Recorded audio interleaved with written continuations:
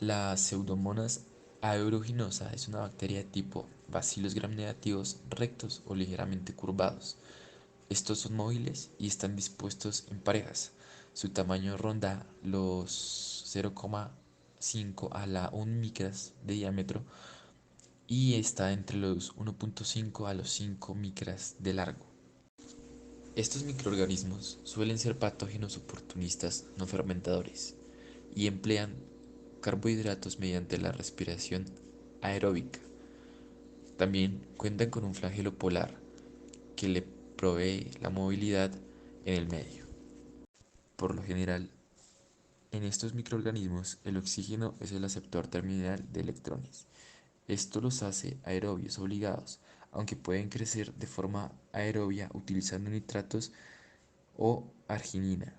Entonces serían aerobios facultativos, lo que genera que estos microorganismos sean tan resistentes a medios diversos. La Pseudomonas aeruginosa cuenta con un metabolismo de tipo aerobio que produce piocianina como metabolito principal, el cual puede inhibir la función ciliar, puede ser sideróforos, tóxico para otras especies bacterianas y para las células humanas. Ahora que conocemos un poco mejor a la Pseudomonas aeruginosa, pasamos a la parte de patogenicidad, donde podemos definir que la capacidad que tiene dicha bacteria para causar un amplio margen de infecciones radica en la gran variedad de factores de patogenicidad que posee. Estos factores se encuentran agrupados en dos variantes: los factores de patogenicidad asociados a la célula bacteriana y los factores de patogenicidad secretados. Dentro del primer grupo encontramos el flagelo, que le confiere la motilidad a la célula, y los lipopolisacáridos del flagelo, los cuales contiene la proteína flagelar FLIT, que le confiere a la bacteria la capacidad de adherirse en la mucosa de las vías respiratorias. Algunos otros factores que se encuentran dentro de los asociados a la célula bacteriana está el pili, las proteínas de las membranas y los secretados. Y algunos genes o proteínas involucrados son el FLIC, el FLIT, el PILA, el PLID, el PILU y demás lipopolisacáridos. Por otra parte, encontramos los factores de patogenicidad secretados por la célula, donde se define que la Pseudomonas aeruginosa es capaz de producir una cápsula extracelular de alginato que genera una especie de biopelícula, la cual está compuesta por polisacáridos, ADN y demás proteínas. También encontramos que dicha bacteria tiene 5 sistemas de secreción, los cuales son el 1, el 2, el 3, el 5 y el número 6 de los 7 tipos de sistemas de secreción que existen. Entre los genes o proteínas involucradas en estos factores de virulencia tenemos el arginato, la piociacina, tenemos proteínas como el exo-S, exo-T, las, las B y otro tipo de proteínas o efectores que hacen parte de pigmentos y efectores de quorum sensing. Estos últimos siendo un mecanismo basado en la comunicación intracelular que permite la adaptación de una población bacteriana a los cambios microambientales de su medio. Debido a la presencia de estas bacterias en el suelo, agua y en todo el ambiente, suele ser común encontrarlas en áreas húmedas, tales como fregaderos, lavados, piscinas, jacuzzis e incluso en soluciones antisépticas caducadas o inactivas. En ocasiones estas bacterias suelen estar presentes en axilas y áreas genitales de personas sanas. Su cuadro clínico varía desde infecciones externas leves hasta enfermedades graves y potencialmente mortales. Entre las infecciones externas leves encontramos el odio de nadador, la cual suele causar dolor, en algunas ocasiones llega a causar secreción auricular. También encontramos la foliculitis del jacuzzi o el baño caliente, que se puede producir por falta de cloración en ambientes húmedos como turcos, piscinas y jacuzzis. Suele darse por pasar mucho tiempo en el agua, lo que ablanda los folículos y genera la invasión bacteriana. Seguidamente encontramos el ectema gangrenosa, que es una llaga cutánea que aparece en las personas con la cantidad insuficiente de glóbulos blancos. También encontramos las infecciones oculares, que suelen estar causadas por lesiones o también pueden llegar a producirse por la contaminación de lentes de contacto o la infección de solución para lentes de contacto. También encontramos las infecciones de tejidos blandos, que pueden ocurrir en heridas cortopunzantes profundas, por ejemplo, por pisadas de un clavo, cortaduras, heridas con arma blanca, etc.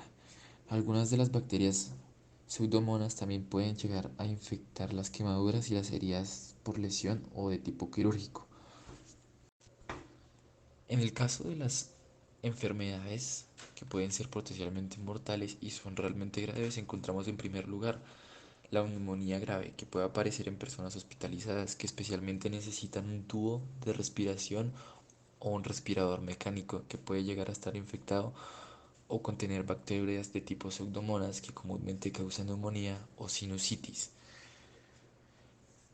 En segundo caso encontramos las infecciones de las vías urinarias, que por lo general se desarrollan en las siguientes circunstancias. Después de un procedimiento que afecta a las vías urinarias, cuando las vías urinarias están bloqueadas, cuando un catéter debe permanecer en la vejiga durante largo tiempo. En tercer lugar encontramos las infecciones del torrente sanguíneo, que ocurren a menudo en uno de los siguientes casos. Pueden llegar a ocurrir si las bacterias penetran en el torrente sanguíneo desde un órgano infectado.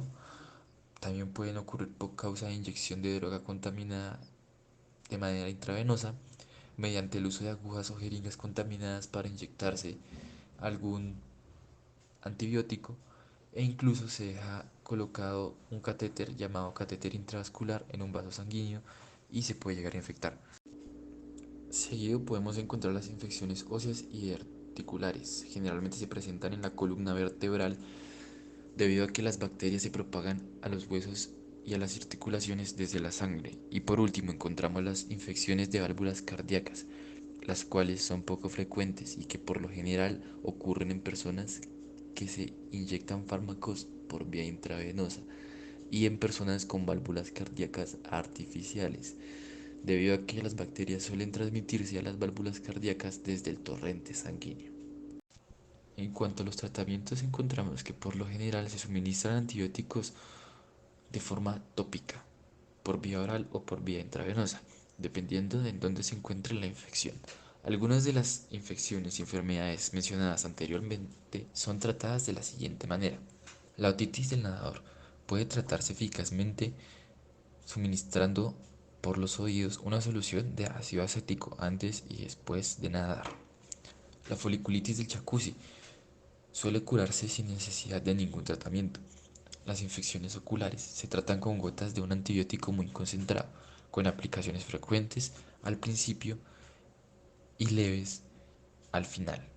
En el caso de las infecciones de vías urinarias que causan síntomas, a menudo se pueden tratar con levofloxacina o ciprofloxacina, tomadas vía oral. En el caso de las infecciones graves por pseudomonas aeruginosa son difíciles de tratar. Por lo general, su único antibiótico son la ceftazidimina o la ciprofloxacina, que son eficaces, pero a veces es necesaria la combinación de algunos antibióticos porque muchas cepas son especialmente adquiridas en centros sanitarios y persisten por gran cantidad de tiempo. Y por último, en el caso de las infecciones de válvulas cardíacas suelen ser necesarias las intervenciones quirúrgicas a corazón abierto para reemplazar la válvula, además de un tratamiento antibiótico. El segundo microorganismo del que vamos a hablar hoy, y un poco menos complejo, es una bacteria de tipo gram negativa perteneciente al género Alcaligenes, que presenta una forma de bacilo y tiene motilidad flagelar, lo que le brinda la capacidad de moverse. Estamos hablando de la Alcaligenes faecalis, que por su naturaleza bioquímica no es un nitrato reductora, pero sí es oxidasa positiva, catalasa positiva y citrato positiva, de tipo aerobio estricto y no fermentador. Por lo general suele ser un patógeno oportunista relacionado con la contaminación de equipos o líquidos hospitalarios, provocando infección o colonización humana, pero estos son muy pocos los casos. A pesar de que es un enterococo, esta bacteria es común en el tracto digestivo de los seres humanos, por lo que su virulencia, patogenicidad y epidemiología son prácticamente nulas. Sin embargo, se han presentado pocos casos en los que dicha bacteria llegó a causar problemas de salud y colonización humana, como enfermedades diarreicas.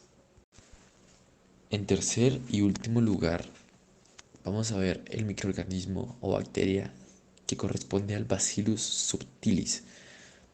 Es una bacteria de tipo gram positiva que se encuentra comúnmente en el suelo y esta tiene la habilidad de formar una resistente espora protectora. Por dichas esporas puede sobrevivir a calefacción extrema y además esta causa la fibrosidad en el pan en descomposición. No se considera un patógeno humano, pero puede contaminar la comida. Sin embargo, raramente produce intoxicación. Este microorganismo o bacteria se caracteriza por ser catalasa positiva y pertenece a la familia Bacillacea, una de las familias bacterianas con mayor actividad bioquímica. Su propagación es activa del microorganismo y se produce en medios que presentan superficie húmeda. Las células en crecimiento no se propagan fácilmente en medios líquidos y en ambientes con reducción de oxígeno, y en medios que contengan glucosa se puede evidenciar un crecimiento y fermentación débil de la bacteria. También son bacilos aerobios y aerobios facultativos. Sus esporas son de forma o están dispuestas de manera oval o cilíndrica. Tienen flagelos laterales que les confieren movilidad y motilidad.